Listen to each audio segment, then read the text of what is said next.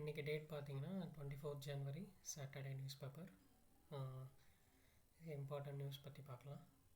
Okay, first headlines. நேற்று ஆக்சுவலாக பிரதமர் மோடி அவர்கள் தமிழ்நாட்டுக்கு வந்திருந்தார். ஸோ அவங்களுடைய ஒரு எதிர்க்கட்சி மாநாடாக நேற்று இருந்தது. அதில் என்ன பேசியிருக்காருன்னா, தமிழகத்தில் இரட்டை இன்ஜின் ஆட்சி நடைபெறும் அப்படின்னு சொல்லியிருக்காரு. ஓகே, இது அரசியல்ன்றதுனால ஸ்கிப் பண்ணிக்கலாம். ஓகே, இங்கே ஒரு இம்பார்ட்டன்ட் நியூஸ் வந்து என்னென்னா, எரிசக்தி உற்பத்தியை ஊக்குவிக்க புதிய இணையதளம். ஸோ நம்ம தமிழ்நாட்டில் வந்து எரிசக்தி உற்பத்தியை ஊக்குவிக்கணுன்றதுக்காக நிறைய இனிஷியேட்டிவ்ஸ் பண்ணிகிட்ருக்காங்க நம்ம கவர்மெண்ட். ஸோ அதில் வந்து ஒரு புதிய இணையதளம், ஒரு புதிய வெப்சைட் வந்து ஓப்பன் பண்ணியிருக்காங்க. பார்த்திங்கன்னா relp.tngecl.org. ஓகே, எதுக்குன்னா தமிழ்நாடு பசுமை எரிசக்தி, இது யார் இது பண்ணியிருக்காங்கன்னா பசுமை எரிசக்தி கழகம் தொடங்கியுள்ளது. மேலும் மேற்கூரை இந்த சோலார் பேனல்ஸ்லாம் இது பண்ணுறோம்ல, அதுக்கு அதோட எக்ஸ்ப்ளனேஷன், ஏதாச்சும் ஹெல்ப் வேணும், எப்படி பண்ணணும் அப்படின்னு அதுக்கு ஒரு சப்சிடி கொடுக்கறது, மானியம் கொடுக்கறது. ஸோ அந்த மாதிரி இனிஷியேட்டிவ்ஸ்லாம் இது மூலிமா பண்ண போகிறாங்க. பரப்புரை மற்றும் மேற்கூரை சூழல் அமைப்பதற்கு தேவையான தகவல்களை வழங்கும் வகையில் மேற்கூரை சோலார் வீட்டின் வழிகாட்டி மென்பொருள் கருவி பயன்பாட்டையும் தமிழ்நாடு அறிமுகம். ஸோ அதுக்காக ஒரு ஸ்பெஷலைஸ் சாஃப்ட்வேரும் பண்ணியிருக்காங்க. சரிங்களா? இதை யாருக்கு இருக்கா, எந்த துறைன்னு பார்த்திங்கன்னா அமைச்சர் சிவசங்கர் இருக்கார், போக்குவரத்து துறை, அவர் தான் பண்ணியிருக்காரு. ஓகே, ஸோ நம்மளோட எய்ம் வந்து 2030 பசுமை எரிசக்தி உற்பத்தியை அதிகரிக்கணும் அப்படின்னு சொல்லிட்டு தான் நம்மளோட எய்ம். ஓகே, நான் ஃபோசில், இப்போ நம்ம கோல் தான் யூஸ் பண்ணுறோம் பவர் ஜென்ரேஷனுக்கு, பட் நம்ம சோலார் பேனல்ஸ் மூலிமாவும் ஜென்ரேட் பண்ணணும் அப்படின்றது ஒரு இம்பார்ட்டண்ட் டாப்பிக்காக இருக்குது. சரிங்களா? ஸோ இங்கே இம்பார்ட்டண்ட்டான விஷயம் என்னென்னா, இந்திய அளவில் பசுமை எரிசக்தி உற்பத்தியில் தமிழகம் 3வது இடத்திலும் காற்றாலை மின் உற்பத்தி 2வது இடத்திலும் சூரிய மின் உற்பத்தியில் 4வது இடத்திலும் உள்ளது. இது ரொம்ப இம்பார்ட்டண்ட்டான பாயிண்ட், கண்டிப்பாக நோட் பண்ணிக்கோங்க. மேட்ச் த ஃபாலோயிங்கில் கேட்கலாம். ஓகே, தமிழகம் 3வது இடத்துலையும் காற்றாலை விண்ட் இது இருக்குல்ல, அதில் 2nd பிளேஸ்லேயும் சோலாரில் 4th பிளேஸ்லேயும் இருக்கும். ஓகே, தமிழகம் முழுவதும் தற்போது 65,000க்கும் மேற்பட்ட வீடுகளில் பேனல்ஸ் வச்சு நம்ம இது பண்ணிகிட்ருக்கோம். ஓகே, மின்சாரத்தை உற்பத்தி பண்ணிகிட்ருக்கோம். சரி, இது ஒரு இம்பார்ட்டன்ட் நியூஸ், நோட் பண்ணிக்கோங்க. அடுத்து பார்த்திங்கன்னா சென்னை நியூஸஸை ஸ்கிப் பண்ணிக்கலாம். ஸோ நேற்று அந்த பொதுக்கூட்டம் நடந்ததால் சில அரசியல் களமே சூடு பிடிச்சிருக்கு. ஓகே, இன்றைக்கி ஆர்டிக்கல் என்ன கொடுத்துருந்தாங்கன்னா, நேற்று நம்ம பார்த்துருந்தோம், அமெரிக்காவோட அதிபர் வந்து போர்ட் ஆஃப் பீஸ் அப்படின்னு சொல்லிட்டு ஒரு அமைப்பு தொடங்கியிருக்காரு எல்லா போரை நிறுத்துறதுக்கு, முக்கியமாக இஸ்ரேல் ஹமாஸ் போரை நிறுத்துறதுக்கு. ஸோ அதை பற்றி ஒரு அனாலிசிஸை கொடுத்துருக்காங்க. ஓகே, யார் யார் சேர்ந்துருக்கா, இதனால் என்ன, இதோட ஃபுல் அனாலிசிஸ் லைக் எப்படி இருக்கும், இது எப்படி செயல்படும், அந்த மாதிரி சொல்லியிருக்காங்க. ஓகே, இது ஐநாக்கும் இதுக்கும் என்ன டிஃப்ரென்ஸ், அந்த மாதிரி டிஸ்கஸ் பண்ணியிருக்காங்க. சும்மா ரீட் பண்ணி பாருங்கள், அவ்வளோ இம்பார்ட்டண்ட் இல்லை. உங்களுக்கு ஜியோ பாலிட்டிக்ஸ் பற்றி தெரிஞ்சிருக்கணும் அப்படின்னா ஜஸ்ட் ரீட் இட். அப்புறம் இங்கே இன்னொரு ஆர்டிக்கல் என்ன கொடுத்துருந்தாங்கன்னா, எண்மக்கட்டல் அளவுகோல் அவசியம் அப்படின்னு சொல்லிட்டு. ஸோ இங்கே எதை பற்றி மெயினாக டிஸ்கஸ் பண்ணியிருக்காங்கன்னா, நிறைய இப்போது நம்ம பார்த்திங்கன்னா ஸ்மார்ட் கிளாஸஸ்ன்னு சொல்லுவோம்ல. ஸோ இப்போ இருக்கிற ஸ்கூல்ஸ்லாம் கூட, நீங்கள் ப்ரைவேட் ஸ்கூல்ஸ்லாம் பார்த்தீங்கன்னா full and full digitalised smart classes தான். ஸோ நிறைய பேருக்கு வந்து ஒரு புக்கை தொட்டு படிக்க புக் கொடுக்குறாங்க, பட் ஆனால் புக்கை யாருமே யூஸ் பண்ணுறதில்ல. மோஸ்ட்டாக ஆன்லைனில் தான் படிக்கிறாங்க எல்லாருமே, even school students also.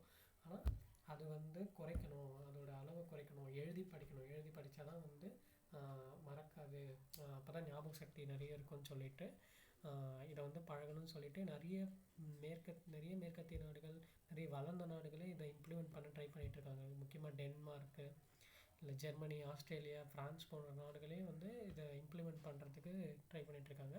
So அந்த மாதிரி நம்மளும் சில இனிஷியேட்டிவ்ஸ் எடுக்கணும்னு சொல்லிட்டு இங்கே டிஸ்கஸ் பண்ணியிருக்காங்க. ஓகே, ஸோ முக்கியமாக ஸ்கூல் ஸ்டூடெண்ட்ஸ்க்கு இது மிகப்பெரிய ஹெல்ப்பாக இருக்கும். இதனால் இவங்க வந்து லைக் டைப்பிங்லேயே தான் இருக்காங்க, டைப் பண்ணுறதுலே தான் இருக்காங்க, தவிர எழுத மாட்டுறாங்க. அதனால் இப்போ எக்ஸாம்ஸ்லாம் கூட பார்த்திங்கன்னா எழுதுகிற மாதிரி எக்ஸாம்ஸ் வைக்க மாட்டுறாங்க, லைக் சூஸ் த எம்சிக்யூஸ் மாதிரி வைக்கிறாங்களே தவிர இன் டீட்டெயில்டு ஆன்சர்ஸை எழுதுகிற மாதிரி யாருக்கும் இன்றைக்கி பண்ணுறதே இல்லை. இப்போ ஆன்லைன்லேயே வச்சுட்டு போயிடுறாங்க. இப்போ நிறைய ப்ரைவேட் ஸ்கூல்ஸில் பார்த்திங்கன்னா, சிபிஎஸ்சி ஸ்கூல்ஸ்லாம் பார்த்திங்கன்னா ஆன்லைன்லேயே வச்சுட்டு போயிடுறாங்க எக்ஸாம்ஸ். ஸோ இது எந்த அளவுக்கு எங்கே கொண்டு போய் விடும்னு நமக்கு தெரியல. ஸோ அதை பற்றி டிஸ்கஸ் பண்ணியிருக்காங்க. மக்களிடையே வந்து இந்த எழுதுகிற பழக்கம், இந்த பாட நூல்கள் மூலமாக படிக்கிற பழக்கத்தை உண்டாக்கணும். ஆனால் நம்ம கவர்மெண்ட் ஸ்கூல்ஸில் வந்து பார்த்திங்கன்னா இது அவ்வளோவா இம்ப்ளிமெண்ட் பண்ணியிருக்காங்க. பட் அந்தளவுக்கு இல்லை. இன்னும் நம்ம ஸ்கூல் புக்ஸ் மூலிமா தான் நம்ம படிச்சுட்ருக்கோம். ஓகே, ஜஸ்ட்டு என்ன டிஸ்கஸ் பண்ணியிருக்காங்கன்றதை பார்த்தோம். ஓகே, அடுத்து பார்த்திங்கன்னா ஓகே, நேற்று சட்டசபையில் வந்து ஒரு தீர்மானம் நிறைவேற்றிருக்காங்க. என்னென்னா, மகாத்மா காந்தி ஊரக வேலைவாய்ப்பு திட்டம் தொடர வேண்டும் அப்படின்னு சொல்லிட்டு. ஸோ நம்ம ஆல்ரெடி பார்த்துருந்தோம். இந்த மகாத்மா காந்தி ஊரக வேலை திட்டத்துக்கு மாற்றாக ஒரு திட்டம் கொண்டு வந்தாங்க. அதாவது விபிஜி ராம்ஜி அப்படின்னு சொல்லிட்டு. ஓகே, வளர்ச்சியடைந்த இந்திய ஊரக வேலைவாய்ப்பு உறுதி திட்டம், உறுதி மற்றும் வாழ்வாதார இயக்கம் அப்படின்னு சொல்லிட்டு அதை கொண்டு வந்தாங்க மத்திய அரசு. இதுக்கு நிறைய எதிர்ப்பு, நிறைய இதெல்லாம் பண்ணக்கூடாது, இதில் சில சேஞ்சஸ் பண்ணாங்க. 100 டேஸ்ன்றதை 125 டேஸ் ப்ளஸ். அப்புறம் முன்னாடி வந்து 100% வந்து ஃபண்ட் வந்து மத்திய அரசு தான் கொடுப்பாங்க. ஆனால் இப்போ வந்து புதிய சட்டத்தில் பார்த்திங்கன்னா 60% மாநில அரசும், மத்திய அரசும் 40% வந்து மாநில அரசு கொடுக்கணுன்றது ஒரு ரூலாக கொண்டு வந்துட்டாங்க. ஸோ இதனால் வந்து நிறைய மாநில அரசுடைய நிதி பற்றாக்குறை ஏற்படும்னு சொல்லிட்டு நம்ம தமிழக அரசு வந்து எதிர்ப்பு தெரிவிச்சுட்டே இருக்குது. ஓகே, இதில் என்ன சொல்கிறாங்கன்னா, ஒரு ஆண்டும் 65 லட்சம் குடும்பங்களுக்கு சேர்ந்து 74 லட்சம் தொழிலாளர்கள் வந்து இதில் இருக்காங்க. இவங்களுக்கு இது பாதிக்கும். அதில் வந்து பார்த்திங்கன்னா 85% வந்து பெண்கள் தான் இந்த திட்டத்தில் வேலை செய்கிறாங்க அப்படின்னு சொல்லிட்டு நம்ம முதல்வர் நேற்று பேசியிருக்காரு. இந்த டேட்டா மட்டும் ஞாபகம் வச்சுக்கோங்க. எவ்வளோ லட்சம் தொழிலாளர்கள், எத்தனை லட்சம் குடும்பம், அதில் எத்தனை % பெண்கள். ஓகே, எப்பவுமே வந்து சட்டசபை நம்ம ரொம்ப கவர் பண்ணாலும் பட் சில இம்பார்ட்டண்ட்டான டேட்டாஸ் வந்து ரொம்ப முக்கியம் எப்பவுமே. சரிங்களா? ஸோ இன்றைக்கி கார்ட்டூன் பார்த்திங்கன்னா ஒரு பூனை வந்து எளிய கிரீன்லாந்துன்னு பறஞ்சு ஒரு பூனை சொல்கிற மாதிரி, உன்னை பொறுத்தவரை என்னுடைய வல்நகம் எதையும் உபயோகப்படுத்த போகிறதில்லை. நம்ம ட்ரம்ப் பேசியிருக்காரு இல்லையா, ஈஸியாக நாங்கள் அவங்கள கைப்பற்றிடுவோம்னு சொல்லிட்டு. ஸோ அதை ஒரு இது பண்ணுற விதமாக கொடுத்துருக்காங்க. ஓகே, சரி, நெக்ஸ்ட்டு பார்த்திங்கன்னா நேற்று வந்து நேதாஜி அவர்களுடைய பிறந்தநாள், பராக்கிரம திவஸ் அப்படின்னு சொல்லுவோம். ஸோ அதை ஞாபகம் வச்சுக்கோங்க. அவர் எங்கே பிறந்தாருன்றது ஒடிசாவில் இருக்கிற கட்டக்.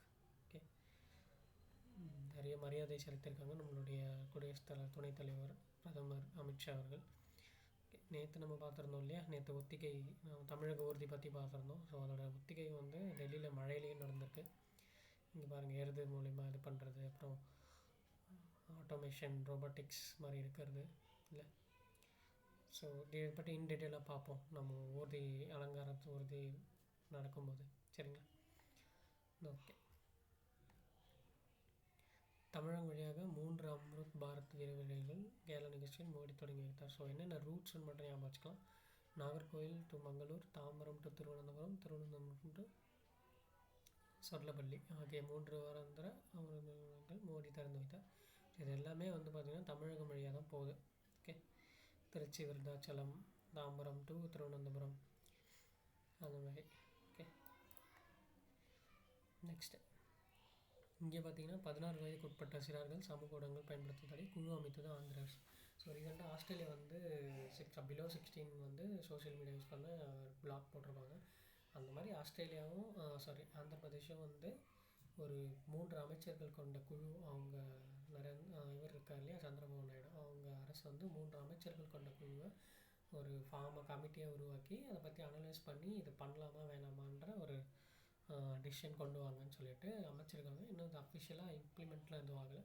ஸோ நம்ம இந்தியாவில் இந்த மாதிரி பண்ணுற ஃபஸ்ட்டு ஸ்டேட்டுன்னு பார்த்திங்கன்னா ஆந்திரா தான். ஸோ அதை மட்டும் ஞாபகம் வச்சுக்கலாம்.